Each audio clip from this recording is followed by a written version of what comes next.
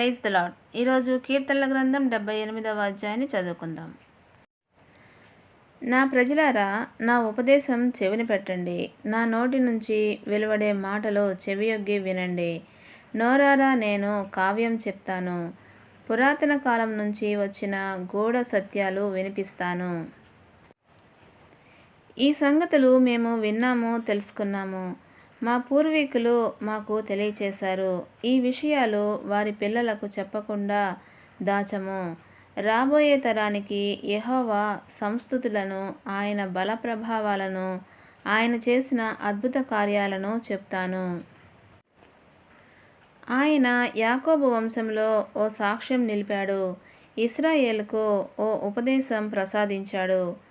వీటిని మన పూర్వీకులు తమ పిల్లలకు అందించాలని ఆయన ఆజ్ఞాపించాడు. ఆయన ఉపదేశం ఏమిటంటే, మరుసటి తరంలో పుట్టబోయే పిల్లలు ఇదంతా తెలుసుకొని తిరిగి తమ పిల్లలకు ఇదంతా చెప్పుకోవడానికి పూనుకోవాలి. వీళ్ళంతా దేవుని మీద నమ్మకం ఉంచాలి. దేవుని క్రియలను మరువకుండా ఆయన ఆజ్ఞలు పాటించాలి. వీళ్ళు తమ పూర్వీకుల లాంటి వారు కాకూడదు అన్నమాట.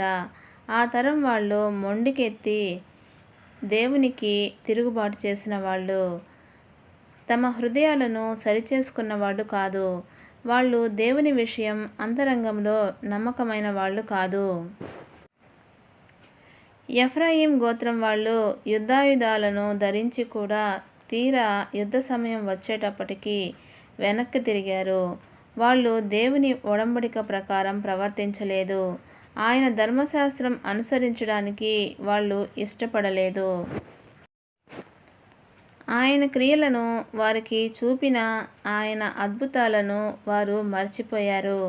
వాళ్ళ పూర్వీకులు చూస్తూ ఉండగానే ఈజిప్టు దేశంలో సోయన్ నగర ప్రదేశంలో ఆయన వింతలు చేశాడు. ఆయన సముద్రాన్ని రెండుగా విభజించాడు. అందులో గుండా వాళ్లను దాటించాడు. నీళ్లను సమకూర్చి ఓ కుప్పలాగా నిలిపాడు. పగలు తన మేఘంతో, రాత్రి అంతా మంటల వెలుగుతో ఆయన వారికి వెళ్ళవలసిన దారి చూపాడు.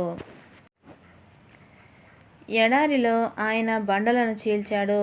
జలాగాధంలాగా సమృద్ధిగా వారికి త్రాగటానికి నీళ్లు అనుగ్రహించాడు. బండలో నుంచి నీటి ప్రవాహాలు వచ్చేలా చేశాడు. నదులలాగా నీళ్లు పారేలా చేశాడు. అయినా వాళ్ళు ఆయనకు విరోధంగా పాపాలు చేస్తూనే వచ్చారు. సర్వాతీతుని మీద ఎడారిలో తిరుగుబాటు చేస్తూనే వచ్చారు. శరీర తృప్తికి ఆహారం కావాలని ఆయనను అడిగారు. ఈ విధంగా వీళ్ళు తమ హృదయంలో దేవుణ్ణి పరీక్షకు గురిచేశారు. దేవుణ్ణి ఎదిరించి ఇలా మాట్లాడుకున్నారు. ఎడారిలో దేవుడు మనకు భోజనం పెట్టగలడా? ఆయన బండను కొట్టగా దానిలో నుంచి నీళ్లు పెళ్ళుబిగి వచ్చాయి. నీళ్లు ప్రవాహమై పారింది. అయితే ఆయన మనకు రొట్టెలు పెట్టగలడా? తన ప్రజలకు మాంసం సరఫరా చేయగలడా? ఇదంతా విని యెహోవా కోపగించుకున్నాడు. యాకోబు వంశానికి నిప్పంటుకుంది. ఇశ్రాయేలు ప్రజల మీద దేవుని కోపం రగులుకుంది. ఎందుకంటే వాళ్ళు దేవుని మీద నమ్మకం ఉంచిన వారు కారు. ఆయన రక్షణ ప్రసాదిస్తాడని నమ్ముకున్నవారు కారు. అయినా పైన ఉన్న మేఘాలకు ఆయన ఆజ్ఞ జారీ చేశాడు. ఆకాశ ద్వారాలను ఆయన తెరిచాడు. తినడానికి వాళ్ళ మీద మన్నా కురిపించాడు. ఆకాశం నుంచి ఆహారం వాళ్లకు దయచేశాడు. దేవదూతల ఆహారం మనుషులు తిన్నారు. ఆహారాన్ని వాళ్లకు సర్వసమృద్ధిగా దేవుడు పంపాడు. ఆకాశంలో తూర్పు గాలి వీచేలా చేశాడు. తన బలం చేత దక్షిణం గాలి రప్పించాడు. ధూళంత విస్తారంగా మాంసం కురిపించాడాయన. సముద్రం ఇసుక రేణువులా అన్నట్టు రెక్కలున్న పక్షులను వాళ్లపై కుమ్మరించాడు. ఈ పక్షులు వారి శిబిరంలో వారి డేరాల చుట్టూ దిగి వచ్చేలా చేశాడు. వాళ్ళంతా కడుపు నిండా తిన్నారు. వాళ్ళు ఆశించిన దాన్ని ఇచ్చాడాయన. అయినా వారి ఆశ తీరే ముందే, ఆహారం ఇంకా వాళ్ళ నోట ఉండగానే దేవుని కోపం వాళ్ళ మీదికి వచ్చింది. వారిలో బలిసిన వాళ్లను కొందరిని ఆయన హతమార్చాడు. ఇశ్రాయేలు ప్రజలలో యువకులను అణచివేశాడు. ఇంత జరిగినా వాళ్ళింకా పాపాలు చేస్తూనే వచ్చారు. ఆయన చేసిన అద్భుతాలు చూసిన వాళ్ళు ఆయనను నమ్మకుండా ఉన్నారు. అందుచేత వాళ్ళ రోజులు వ్యర్థంగా గతించిపోయేలా చేశాడు. వాళ్ళ సంవత్సరాలు భయంతో ముగిసిపోయేలా చేశాడు. దేవుడు వారిని చంపినప్పుడు ఆయనను వెతికారు. ఆయన వైపు తిరిగి శ్రద్ధాసక్తులతో ఆయనను అన్వేషించారు.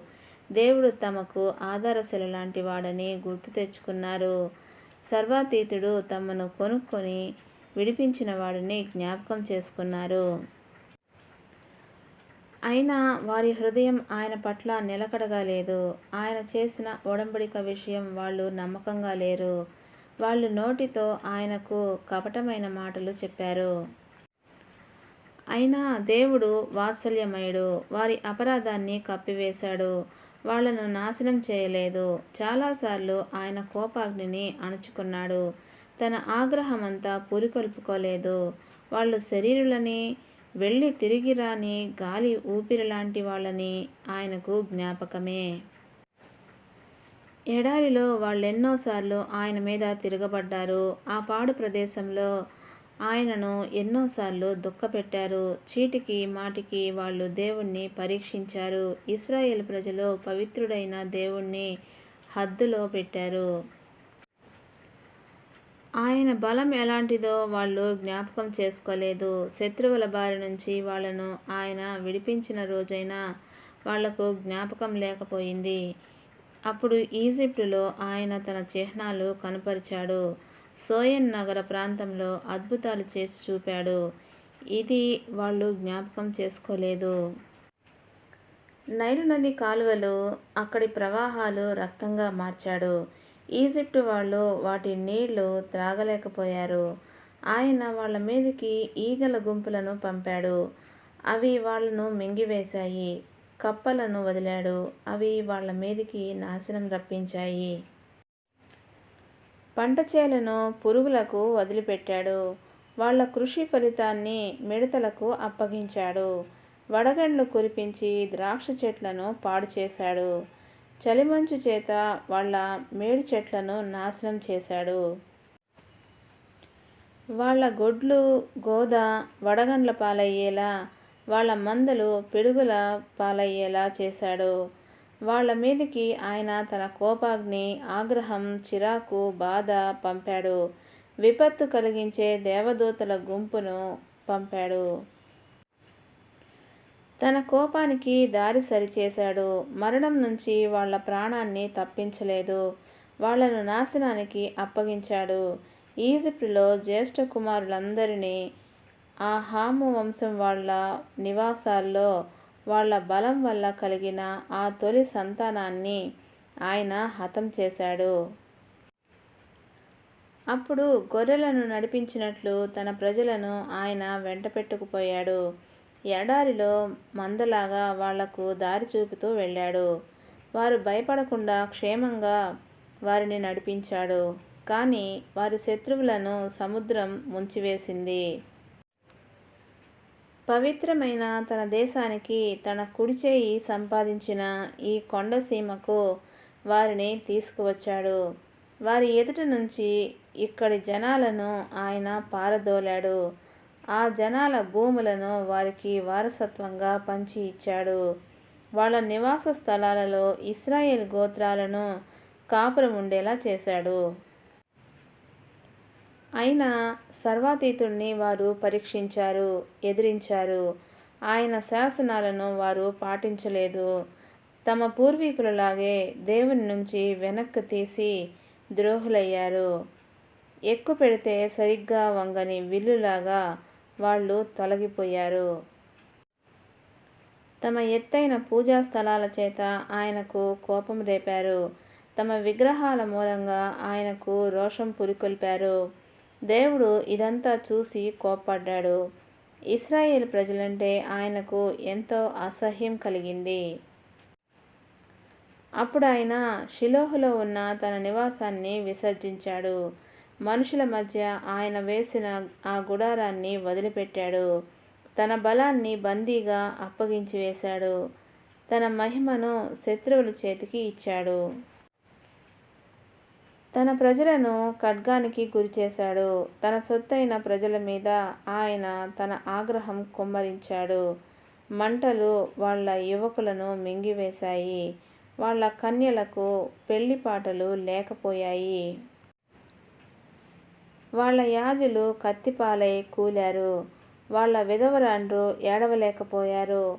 అప్పుడు నిద్రలో నుంచి మేల్కొన్నట్టు ప్రభువు లేచాడు. మద్యం చేత మత్తిల్లి విజయధ్వనులు చేసే వీరుడు లాంటి వాడయ్యాడు. ఆయన శత్రువులను వెనక్కు తరిమి కొట్టాడు. వాళ్ళ మీదికి శాశ్వతమైన నింద రప్పించాడు. ఆయన యోసేపు డేరాను చేదరించుకున్నాడు. ఎఫ్రాయిం గోత్రాన్ని ఆయన ఎన్నుకోలేదు. ఆయన యూదా గోత్రాన్ని ఎన్నుకున్నాడు. తనకు ప్రియమైన సీయోను కొండను ఆయన ఎన్నుకున్నాడు. తన ఎత్తైన నివాసం కట్టినట్టు తన పవిత్రాలయం నిర్మించాడు. భూమిని శాశ్వతంగా స్థాపించినట్టే దానిని కట్టించాడు. తన సేవకుడైన దావీదును ఎన్నుకున్నాడు. అతన్ని గొర్రెల దొడ్లలో నుంచి తీసుకున్నాడు. అతడి కాపుదలలో ఉన్న పాలిచ్చే గొర్రెల దగ్గర నుంచి రప్పించి తన ప్రజలైన యాకోబు జనానికి కాపరిగా ఉండటానికి, తన సొత్తుగా ఉన్న ఆ ఇశ్రాయేలు ప్రజలకు కాపరిగా ఉండటానికి అతన్ని నియమించాడు. అతడు వారికి నిజాయితీపరుడైన కాపరిగా ఉన్నాడు. ప్రవీణుడై వారికి మార్గదర్శిగా ఉన్నాడు. దేవుడి పరిశుద్ధ వాక్యమును దీవించునుగాక. ఆమెన్.